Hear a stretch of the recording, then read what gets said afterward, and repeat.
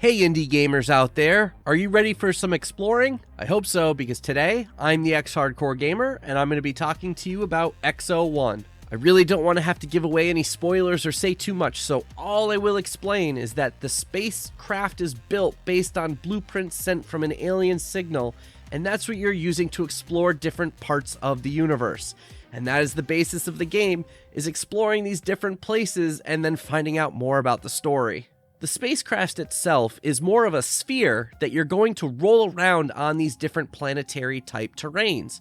As you learn the mechanics more, you're going to find the best ways to roll to give you momentum, to then go into the air and actually start gliding. These mechanics are pretty simple and straightforward. You have your usual steering and speed control, as well as a jump that can also be a double jump. The most unique element, though, is a button to press that makes it so that you have high, heavy gravity. This makes it so that you can roll down a hill much faster to launch even further while going up a ramp, or when you're in the air and gliding, you can actually kind of drop further down, which can help you rebuild some of your momentum. This momentum will need to be regained because you can only glide for so far before the energy runs out and your spacecraft will turn back into the sphere. So with no enemies to speak of, and no way to really even fail a level, there's definitely a low pressure vibe to when you play Exo One. It's truly all about just exploring the level and figuring out how to get to the end, which you can do at your own pace. It's definitely possible to just go for a straight shot and go right to the end and find that blue laser that's going to launch you to the next planet, but you can also take the time to look around and maybe find some power-ups that help you glide longer, even though I didn't really seem to think that they helped me all that much, or you can just take the time to appreciate the different levels that they've been able to create.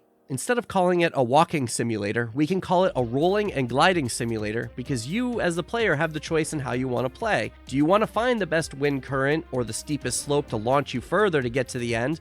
Or do you want to take your time just kind of rolling around on the ground until you find the end? It's up to you.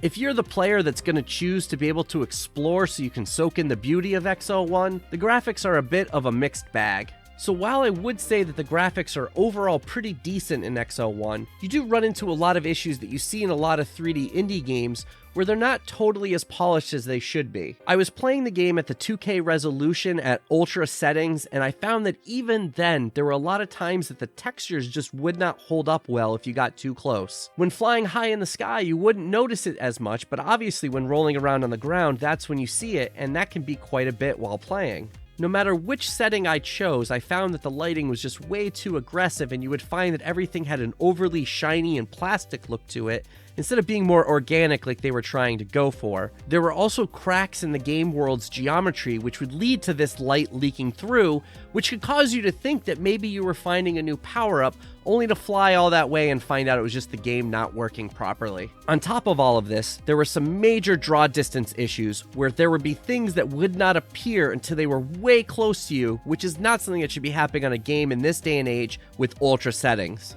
For the most part, Exo One does keep a nice high frame rate with it being well into the 90s and 100s, though there were a couple instances where it dropped below 60, and I couldn't quite figure out why because there wasn't anything super crazy going on at those times. I hope that you are a fan of minimalist soundtracks while playing Exo One because that is what you're going to get. For the most part, you're just going to be dealing with some ambient sounds, and then every so often you're going to get maybe a 30-second clip of music. In my first hour and a half of gameplay, I only had a minute and a half of music, and that includes the 30 seconds that plays during the title screen. I found that what little music is in the game was quite good, and it did make me want for more, and thankfully as you get a bit further along in the game, it does increase in its frequency in playing. So the developers say that this is going to be a 3 to 5 hour gameplay experience. I personally found myself beating it in just over 3, but that's also because I really just wanted it to be over because I was not really having any fun while playing,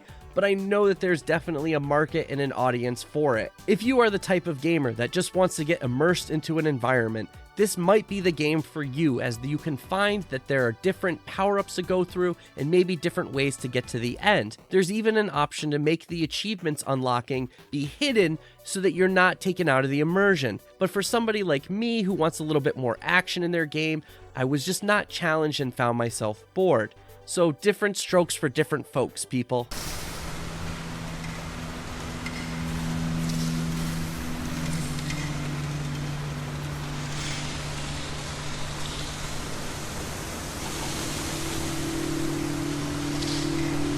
Hey, not all of us are explorers, but we do have some indie warriors that I would like to thank.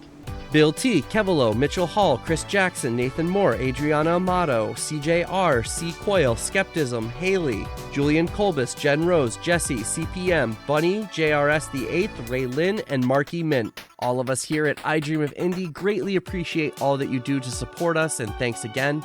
If anybody else would like to join and become an indie warrior, all the information is in the description below. Thank you again, everybody, for watching, and I hope to see you next time. And until then, enjoy gaming.